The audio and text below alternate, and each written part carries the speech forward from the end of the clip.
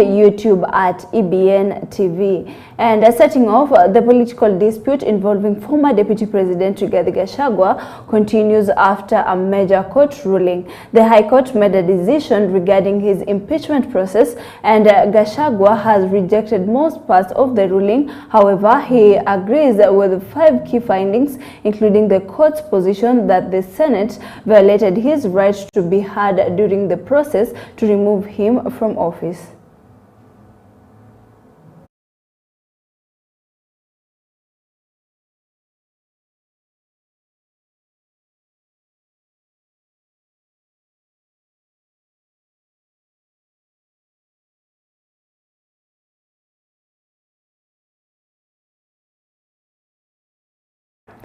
And to matters health, Kenya has launched a new plan to promote the local manufacturing of medicines in the country. The initiative aims to reduce the cost of drugs and make healthcare more affordable for citizens. The government says that the move will strengthen the local pharmaceutical industry and reduce reliance on imported medicine. To support the program, authorities have also approved a new digital system. The platform will help manage production, distribution, and monitoring of medicine more efficiently. Officials believe the system will improve transparency and ensure that essential drugs reach hospitals and pharmacies on time.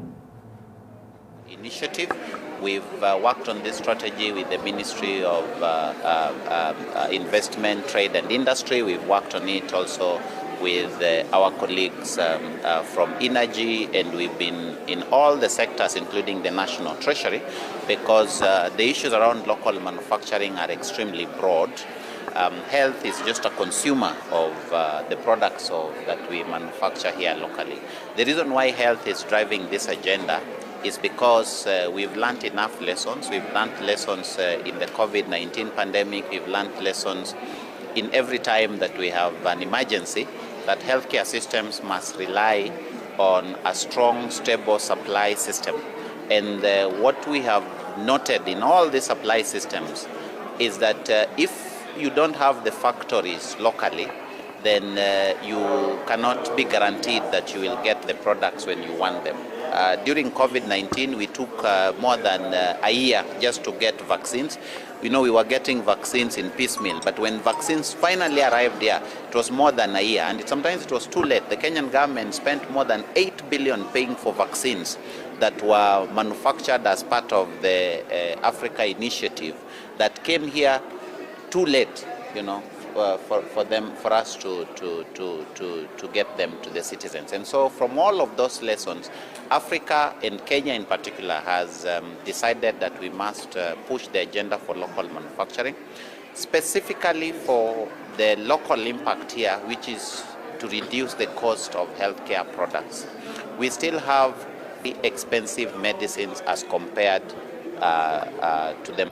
And the Pharmacy and Poisons Board has carried out a major enforcement operation across Nairobi and parts of Kajiado County targeting illegal pharmaceutical businesses.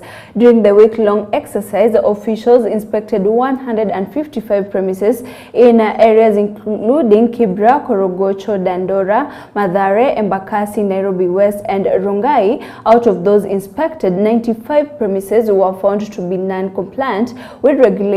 As a result, 95 individuals were arrested and 45 unlicensed pharmaceutical outlets were shut down. The suspects have since been taken to court in Kibra, Makadara, and Kajiado, where they are awaiting prosecution under the law. The PBS says the operation is part of ongoing efforts to protect public health and ensure that only licensed and safe pharmaceutical services are available to the public. Of them did not comply, and therefore they were arrested. So we basically made around 95 arrests, and those people, because you know basically Nairobi region also include Kajiado, have been produced in Kajiado law courts, Kibra and Makadara law courts. So we are waiting for the outcome of the court cases that were produced. But now to note also is that the 48 premises that were also found non-compliance were issued with the closure notices, and they have now been marked, and the letters have been written to respective county commanders, that commander of Nairobi and Kajiado, to continue ensuring that the premises does not get back to operations. And this also has been done. The letter has been copied to the county and government, as well as the National Police Service at the Vigilance House, to ensure that the premises are permanently closed. During these operations, also remember, we don't leave the product or the commodities that we find in the premises, not seized. So we also picked up around 169 cartons of those medicines that were found in those illegal outlets, and they have now been kept under our custody, awaiting the orders from courts for them to be disposed according to our disposal guideline. And of course, also to notice that we have collected a number of invoices from the suppliers of those illegal outlets. 4 of them already have been arrested and taken to court. We are waiting for the Mbun to now organize and give us guidance on when to produce the pharmacist and the owners of the premises for the disciplinary. Now, residents of Muyu in Thika East, Kiambu County have staged protests following the tragic death of a young student who drowned in an abandoned quarry. The victim, who had planned to join university to study medicine, died after falling into the uncovered site. Angry residents said the accident could have been prevented if safety regulations had been enforced. They are accusing the National Environment Management Authority and local authorities of negligence in failing to ensure that abandoned quarries are fenced or rehabilitated. Kutoka kijiji hiki ni kutuma rambirambi za pole zangu kwa familia ya Kafaki. Tunaambia poleni sana kwa sababu ya kupoteza mmoja wetu. Familia hii ni jirani yetu, na hivyo sisi zote tunaomboleza pamoja na wao. Kuna hatari, hata kama ni kuweka sengenge, mtu anaweka sengenge vikingi vizuri round, ndio mtoto asipitie mahali ateremuke anaanguka kwenye hizo mashimo. Lingine ni kwamba serikali tunajua kwamba kupitia kwa NEMA watu wote ambao wanachimba hizi mawe huwa wanasurutishwa kutoa shilingi milioni 1 katika kila kware, inapeanwa kwa NEMA. Hii pesa ni ili mtu kama ataondoka na asizibe hizi mashimo, NEMA inaajibika kuja kuziba hizi mashimo. Tunataka kuuliza NEMA, tunawauliza wakuje wafuatilie hizi mashimo, kwa maana kuna hatari mingi sana hizi mashimo zikiwa zimebakia, zikiwa open. Tutashikana kama watu wa kijiji hiki na tunaweza kuweka case katika koti, kwa sababu hii jambo ni lazima NEMA iajibike kama hakuna corruption ambayo inaendelea. Jana kuna kijana mmoja alianguka kwale, walikuwa anaenda kuogelea, lakini vile waliingia pale hakuweza kutokea. Aliaga dunia na akakufa, akaweza kutafutwa lakini hakuonekana, lakini asubuhi amepatikana. Sasa kenye tunaweza sema, watoto wetu wasikie, wasirudie kuenda kuogelea kwale. Ndio wazazi wanapaki na machozi. Ombi tuko nayo, tufunikiwe. Watoto wamekufa sana. Hata kama si watoto, kuna watu wakubwa wanaanguka kwale, wengine wanaaga. Hapo ni kweli kaunti zimekuwa zikiokota cess kwa miaka zenye county government ilianzisha, wamekuwa wakiokota. Sasa na ni muhimu hiyo cess ya upande wa huku itufanyie kazi na itekeleze wajibu wake ipasavyo. Tungeuliza NEMA wakati hii mashimo imekamilika, kwa vile kuna zile pesa huaga wanaachiwa wakati mtu anaanza hiyo kazi, wawe wanarudi hapa na wanaangalia hiyo mashimo imezibwa kabisa na imemalizika, isiwe inatuletea mikasa kama hii ya kupoteza watoto wetu. Wengine ni And leaders from the United Alternative Government led by Kalonzo Musyoka, Martha Karua and Eugene Wamalwa joined families and victims of the June 25th Gen Z demonstrations at a memorial service in Nairobi Baptist Church. Kalonzo Musyoka called for June 25th to be declared a public holiday in honor of those who died, saying their sacrifice should be remembered nationally. He also proposed a national monument for the victims. He added that compensation for affected affected families be handled through a transparent and independent process free from presidential influence. He further called on police to act with restraint and professionalism during protests. We have pronounced ourselves very clearly that the 25th of June 2024 and subsequent June 25th anniversaries will be national holidays. We have also said, in fact, the additional thing is there should be a monument that should be constructed in memory of these young Kenyans who lost their lives. And yet we continue to see these atrocities continue. We hope that Mr. William Ruto, having just recently come from the G7, that he will have acquainted himself with some of the international values. There will be monetary compensation, which must also be administered in a transparent manner. We still hold the view that the body constitutionally responsible for this is not Office of the President, but the Kenya National Human Rights Commission, so that there will be seen to be equity and justice. We do not therefore expect the police to be trigger happy again next Thursday, the 25th, because if they are, they will be held responsible, each one of them. We want Kenyans to actually get note of every trigger happy policeman, or of course their superiors, because persons holding the highest responsibility will be held to accountable. These are basic things. Therefore, we do not expect chaos in Kenya. And Juja leaders yesterday called a high-level meeting at Jomo Kenyatta University of Agriculture and Technology. The aim was to prevent planned protests from turning violent and to protect businesses from looting, vandalism, and disruption. The meeting was led by Juja Member of Parliament George Koimburi together with the local security team. It brought together stakeholders to discuss ways of maintaining peace in the constituency. Speaking during a church service at AIPCA Church, Koimburi said the meeting was called due to concerns over possible unrest. He noted that Juja is often affected during protests because of its large student population and busy businesses area. Siku ya kesho kuna mambo ambayo tunasikia yamepangwa katika jamhuri letu la Kenya, na chenye ningetaka kuambia wakazi wa Juja ni ya kwamba tuheshimu biashara zetu, tuheshimiane sisi wenyewe, tuchunge mali ya umma, sababu wakati unapoonyesha wengine kurusha mawe, uchunge, sababu sisi ndio wakaazi hapa. Sisi ndio tumewekeza kila kona za nchi hii, ndio tuweze kuchunga amani yetu, kuchunga mali yetu.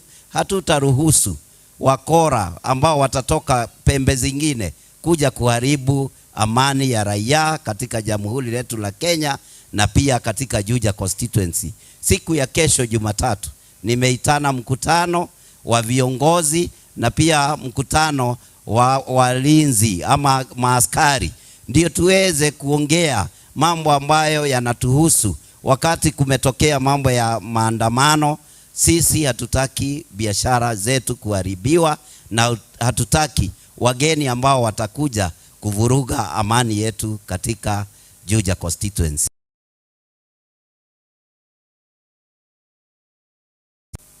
Siku ya kesho kuna mambo ambayo tunasikia yamepangwa katika jamhuri letu la Kenya, na chenye ningetaka kuambia wakazi wa Juja ni ya kwamba tuheshimu biashara zetu, tuheshimiane sisi wenyewe, tuchunge Moving on, the Orange Democratic Movement, ODM, has for the second time removed Nairobi Senator Edwin Sifuna from his position as Secretary General. The decision was reached during a meeting of the party's National Executive Committee chaired by party leader Oburu Oginga. According to the party, the NEC endorsed recommendations from ODM's Internal Dispute Resolution Committee, effectively sealing Sifuna's removal from the influential party post. The move comes shortly after a separate political dispute panel directed the party to restrain proceedings aimed at ousting him. In accordance with Article 51(3)(f) of the party constitution, to hear and determine the complaint concerning Senator Edwin Watenya Sifuna in his capacity as the Secretary General. After going through the report and the findings of the IDRS under Article 74, Section 2 of the party constitution, the NEC unanimously resolved to adopt the committee's recommendation and endorsed the removal from office of Senator Edwin Watenya Sifuna. Effectively, Senator Sifuna ceases to be the Secretary General of the ODM party. In defending its position on the matter, the Political Parties Disputes Tribunal, PPDT, had this to say: the day any official of a party becomes above the law, so to speak, will be the day of the funeral of political party democracy in Kenya. If such a situation were to occur as a matter of fact, this tribunal would never sanction the same by law, for such would be an affront. Now, Principal Secretary for Broadcasting and Telecommunications, Stephen Isaboke, has officially launched a 62 million shillings infrastructure modernization project at Bonge Saka DOK Primary and Junior Secondary School in Nyamanche Sub-County, Kisii County. The project, supported by the M-Pesa Foundation, aims to transform the school into a modern learning hub. It includes the construction of new classrooms, science laboratories, and ICT laboratory, a kitchen, and improved sanitation facilities. Speaking during the launch, officials noted that the upgrade will improve the learning environment and enhance access to quality education for students at the institutions. Once completed, the project is expected to significantly boost academic performance and improve learners with better facilities for both science and technology studies. Let's especially encourage our people to invest in education. Let's also insist on discipline for our youth, especially our children in school. I think discipline starts at home. The Bible says, spare the rod and spoil the child. So the primary responsibility of a parent is discipline, because this is your child, this is your blood. That first ethos of right and wrong, don't burn the school, don't attack someone else, don't poke someone's eye or anything, starts from home. It cannot start from the teachers. Once a home foundation is done, the teachers find it needs a work to reinforce that and obviously start teaching.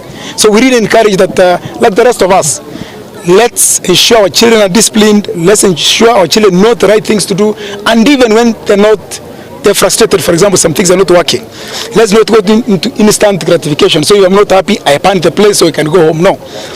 They need to be given sense of patience, resilience, perseverance, and also that not everything is sort of like instant. Some things take time, so that our children can then also learn and become leaders. So I'm glad that we haven't had any of those disturbances here. We reinforce especially with the faith-based interventions from the Catholic Church, from the SDA Church, to also reinforce people's spiritual side, to say banning schools, killing other people is not the right thing, even before what.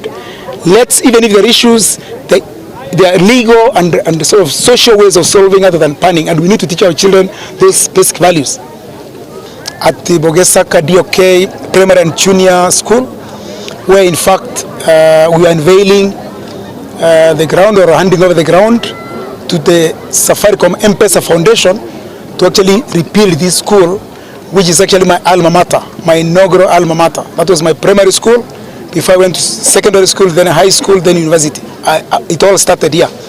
So as you have heard in our brief, as sort of a ceremony with the parents and the students and the community, we're grateful to Safaricom for actually honoring our. And crossing over to Busia County, boda riders are now being given electric motorcycles as part of ongoing efforts to reduce the heavy burden of fuel costs and improve their daily earnings. Many riders in the border town have long struggled with rising petrol prices, which in some cases consume almost half of their daily income. This has made it difficult for them to save or grow their businesses through government-backed programs and e-mobility. Ndiye ameleta hii maneno ya cooperative, ameleta maneno ya sako ili tuweze kuegeza pale pesa na tuweze kusaidia vijana. Tujenge hii Busia. So nataka kusema Burumba Sako, tafadhali vijana, mkishapewa mapikipiki kila mtu aweze kutia bidii. So hii shilingi 50 wenye wanasema ndugu zangu, lipa hiyo pesa. Na hata ukiwezewa ezeka weka 100. Pikipiki tumetoa pikipiki 100 ambayo chairman aliongea hapa. Na hizi pikipiki wenzangu sio ya mchezo, ni ya madeni. Na hii pesa ni merry go round. Wame deposit kwako pesa ulipe, alafu tena utoe kwa hiyo stage yako, tena mwingine achukue nayo pikipiki. Sio itakuwa ni sawa? Sitakuwa ni sawa jamani? Sio tumeempower youth wa vijana? Mimi nataka Burumba hapa mambo ya shilingi 50, mambo ya 100, tunataka tuachane nayo. Tunataka tufanye maendeleo. Sawa? Pikipiki tumetoa pikipiki 100 ambayo chairman aliongea hapa. Na hizi pikipiki wenzangu sio ya mchezo, ni ya madeni. Na hii pesa ni merry go round. Wame deposit kwako pesa ulipe, alafu tena utoe kwa hiyo stage yako, tena mwingine achukue nayo pikipiki. Sio itakuwa ni sawa? Sitakuwa ni sawa jamani? Sio tumeempower youth wa vijana? Mimi nataka Burumba hapa mambo ya shilingi 50, mambo ya 100. And stakeholders in child welfare, health, education and human rights have called for urgent measures to improve access to clean water, sanitation and hygiene services for children. Speaking during the day of the African Child Celebration at Tononoka Social Hall in Mombasa, Mvita Sub-County, they highlighted the challenges learners face, including lack of safe drinking water, inadequate sanitation facilities, and limited menstrual hygiene support in schools. Officials from the Mombasa County Government, education sector and child rights organizations stressed the importance of strengthening school health programs, improving sanitation infrastructure and ensuring a steady supply of sanitary products to promote dignity, health and equal learning opportunities for all children. In our department we have a unit called School Health Unit. And the school health program has 9 thematic areas, and one of the thematic area that is in line with this year theme is water, sanitation and hygiene. And in water, sanitation and hygiene, this is what we emphasize as a county through the Department of Health, of course with the collaboration from the other sector, especially the Ministry of Education, where the program is heavily lined, is that we ensure first of all there is safe water supply in our institution, the learning institution. Secondly, we have to ensure we have adequate sanitary facilities for our learners. Of course, reminding us we need to have the toilets which are PWD friendly. We also need to ensure that there is proper sanitation within our school setup. We also need to ensure on the issues of menstrual hygiene for our girls. It is an issue for the country. Sometimes we experience some erratic supply of the sanitary towels, but not all the time. I request that our partners, together with the State Department, to ensure that the sanitary towels are available for our girls in school, so that they'll be able to retain the 100% transition as far as the government agenda is concerned. So for this year theme, we are glad that we are celebrating the Day of African Child. And first of all, we are so much glad that health has been focused this year, and especially on the issues of the water, sanitation and hygiene. The government of Mombasa is coming up with a child care facility bill. And this bill has gone now to the second reading at the County Assembly, and it's mainly focusing on the issues of sanitation, There will be an inspectorate that will be going around to assess all these childcare facilities so that children are brought up or being cared in safe environments, safe spaces. The ECDs and even the childcare centers, even residents and women leaders from the Githunguri area of Mthwani ward have openly expressed their support for Mbaluka's 2027 MCA bid. They say they trust his leadership and believe in his vision for the ward. During recent community gatherings, the residents highlighted his strong record of integrity, unity and development. They noted that his past work has positively impacted the community and built confidence in his leadership. The supporters pledged their continued loyalty and said that they are ready to stand with him as he seeks to serve the ward in the coming elections. Katika mwaka wa 2017 nilikuwa mmoja wale ambao waliowania kiti cha MCA. Lakini huu mwaka sijakuja kuwania. Lakini nimekuja ni kwa sababu ya mmoja wetu ambaye ni mheshimiwa Mbaluka. Kuna kazi ametufanyia hapa na amekuwa kiongozi mwema, amekuwa kituongoza na maono ambaye amekuwa nayo. Ya kwanza ni hii sewer line ambaye ametengeneza hapa hivyo. Tumekaa hapa miaka mingi na nyinyi watu wa Mudhwani mnajua vile tumepata shida mingi. Lakini ametusaidia na ako na maono mengi. Baadhi ya maono aliyo nayo ni yale pia nami nilikuwa nayo. Nami ndio nimeamua kumuunga mkono ni kwa sababu hata maji ametusaidia, ameongoza, amekuwa kiongozi ambaye ametusaidia pia na maji. Kwa hivyo hata hajaketia kiti. Nauliza watu wa Mudhwani, Sembusi akikalia kiti atatufanyia magani? Kwa hivyo tunamwambia, tunajua ya kwamba uko katika kaunti wewe mheshimiwa Mbaluka. Lakini tunakuambia upende usipende, wewe ndio tumechagua na wewe ndio tunataka twende na wewe safari, na come 2027 wewe ndio tunayepatia kiti. Nimekaa hapa miaka mingi, nimekutana na watu wengi. Lakini jambo la kushangaza, tangu nilipokaa hapa nimeona wafanyikazi wengi, lakini kuna kijana ametushangaza ambaye hata kama hajachaguliwa ameinitiate some miradi ambayo inaendelea hapa, kama ziwa line kama hii mnaona, na hii maji ambayo iko hapa ni kwa nguvu zake. Jamani, nauliza watu wa Mudhwani, kama mtu anaweza fanya hivi akiwa bado hajachaguliwa na akiwa ndani ya ofisi, ni kumaanisha ako tayari kutuletea asilimali eneo ya Mudhwani. Shwali mheshimiwa Mbaluka miaka 17 ako na ujuzi na uzoefu wa kuleta asilimali yote eneo la Mudhwani. Kwa hivyo watu wa Mudhwani, tuzidanganyike, tuzidanganywe. Hakuna kiongozi mwingine tushamwona kwa hii miradi ya maji, hata wale wako kwa ofisi.